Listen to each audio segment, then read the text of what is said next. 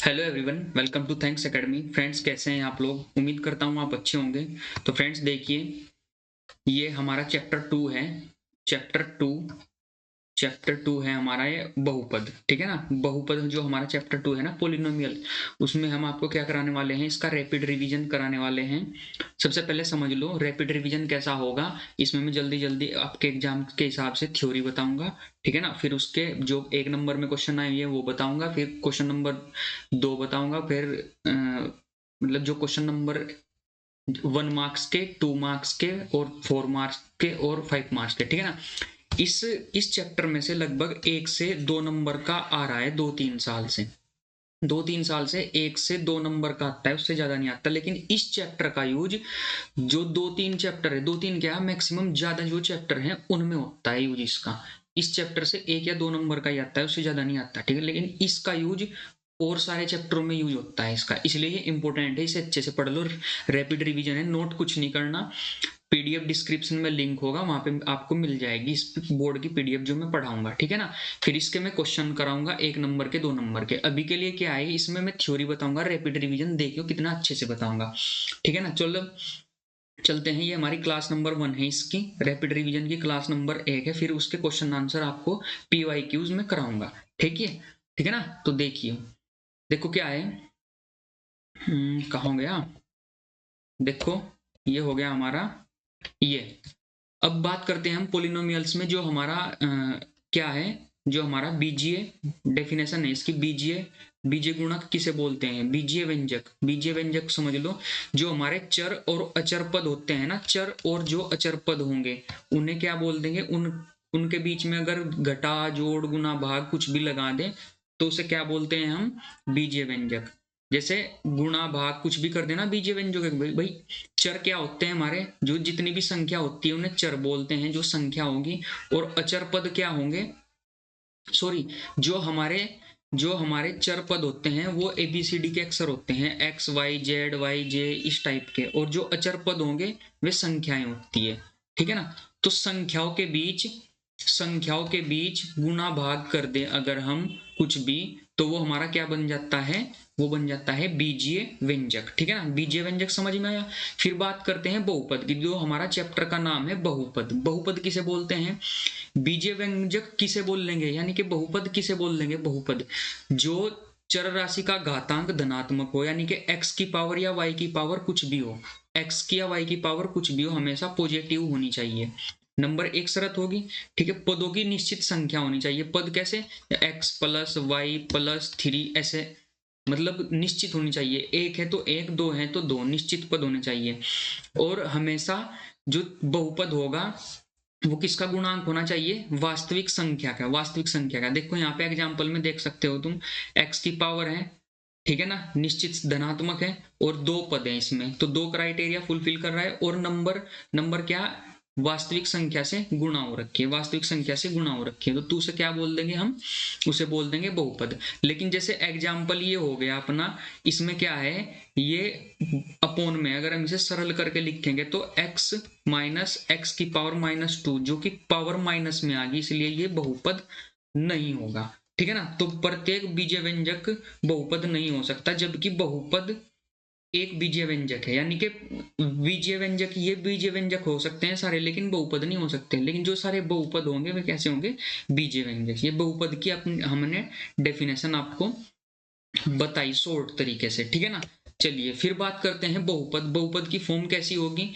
जो बहुपद होगा हमारा वो कैसा होगा? वो इस टाइप का हमारा बहुपद होता है। ये दिखाई दे रहा है आपको? ये क्या है? ये बहुपद लिखने का तरीका है। पी एक्स से लिख देते हैं इसे, पी एक्स। ये कैसे लिख रखा है, इसे समझो। कैसे लिख रखा है इसे समझो। जो हमारा बहुपद है, बहुपद कैसा कैसा हो गया भाई? बहुपद की फॉर्म इसके रूप में होगी, जैसे हम लिख नहीं देते कि x² + bx + c, इस टाइप में लिख देते हैं। यानी पहले सबसे बड़ी घात, फिर उससे छोटी घात, फिर उससे छोटी घात। ये हमारा बहुपद की फॉर्म है। ये जो a b a2 an दे रखे हैं, ये क्या है? ये संख्या है, वास्तविक संख्या है। ठीक है। जहां an बराबर 0 होगा, an की वैल्यू कभी भी 0 नहीं होगी, और ये हमारी x घात होगी और n पावर होगी। ये बहुपदी की लिखने का तरीका है, इस पे ज्यादा ध्यान नहीं देना। ठीक है ना। फिर बात देखो, अब बात करते हैं बहुपद के प्रकार। बहुपद के प्रकार क्या क्या होंगे? एक पदी बहुपद कैसे होंगे? जिसमें केवल एक पद होगा उसे एक बहुपद, जैसे कि एक्स स्क्वायर है, ए एक्स है, ए एक्स स्क्वायर है, ए की पावर 3 है, 1/एक्स स्क्वायर है, तो केवल एक पद है। जहां केवल एक पद होगा, एक्स है तो एक्स है, वाई है तो वाई है, जेड है तो जेड है, तो उसे क्या बोल देते हैं हम? एक पद के लिए बहुपद। द्विपद के लिए बहुपद कैसे बोल देंगे? जिसमें दो पद होंगे उसे द्विपद के लिए बाइनोमियल बोल देते हैं, और ये मोनोमोनियन, ठीक है ना। तो ये क्या हो जाएगा? ए एक्स प्लस बी, ए एक्स स्क्वायर प्लस बी, ए एक्स की पावर एन प्लस बी, जिसमें दो पद होंगे, जिसमें दो बहुपद के पद होंगे उसे द्विपद बोल देंगे, और जिसमें केवल तीन पद होंगे उनसे त्रिपद बोल देंगे। जैसे कि इसमें एक्स है, वाई है और सी है, ठीक, ए बी सी, इसमें तीन पद आ गए ना, तीन टर्म आ गई इसमें। एक पद में एक पद, एक पदी, द्विपद में द्विपद, और तीन पद में तीन पद बहुपद, ठीक है ना। ये बहुपद के प्रकार थे। अब बात करते हैं बहुपद की घात। अब बहुपद की घात क्या होगी? बहुपद की घात, जैसे कि हमारे पास कोई बहुपद हो गया एक्स स्क्वायर प्लस 3x, तो इसमें बहुपद की टोटल बहुपद की घात पूछने लगा, तो मैक्सिमम यानी कि सबसे बड़ी बहुपद की घात इसमें क्या है? 2। यानी कि जो एक्स स्क्वायर वाला होगा ना उसे देखेंगे, इसमें बहुपद की सबसे बड़ी घात कितनी? 2, उच्चतम घात, ठीक है ना। यानी कि बहुपद की घात को हम कैसे पता लगाते हैं?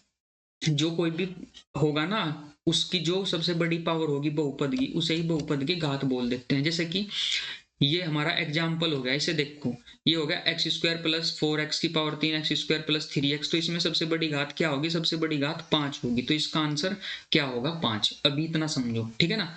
बहुपद की घात होगी, एक एग्जाम्पल हो गया, बाकी कुछ नहीं समझना।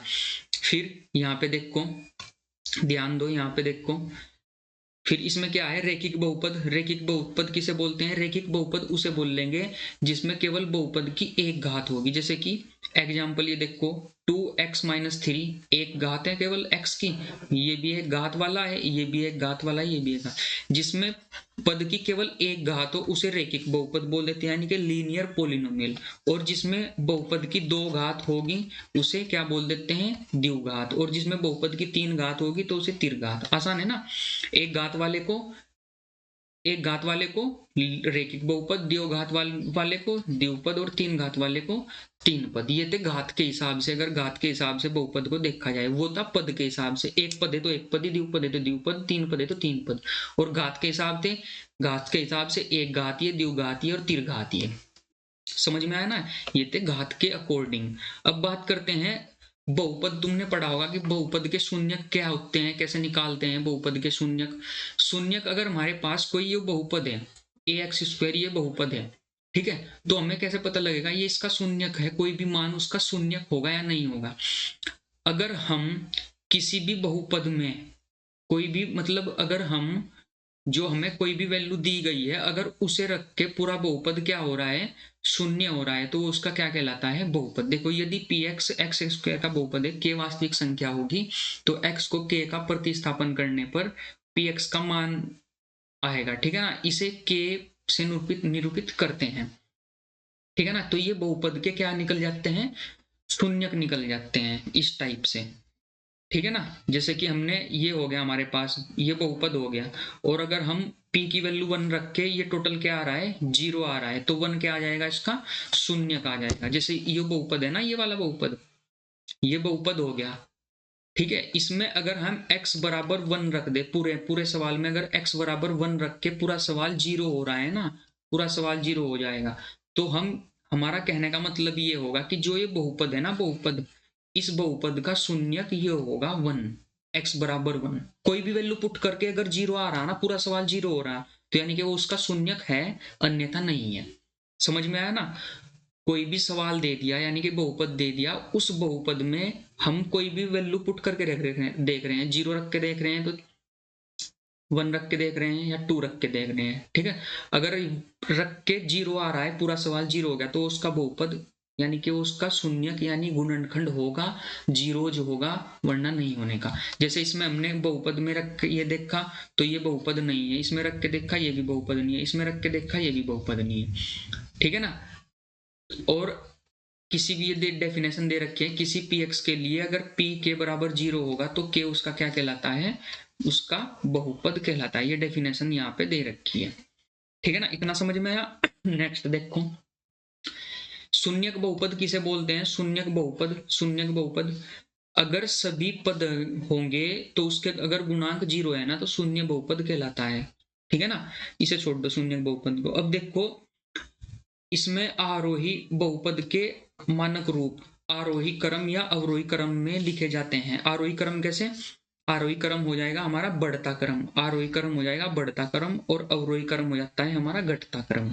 जैसे कि यहाँ से क्या है, ये दिया हुआ है इसमें मानक रूप, तो इसका आरोही क्रम क्या होगा, बढ़ता क्रम, पहले सबसे छोटी घात, फिर उससे बड़ी, फिर उससे बड़ी, फिर उससे बड़ी। और ये अवरोही क्रम है, पहले सबसे बड़ी घात, फिर उससे छोटी, फिर उससे छोटी, फिर उससे छोटी।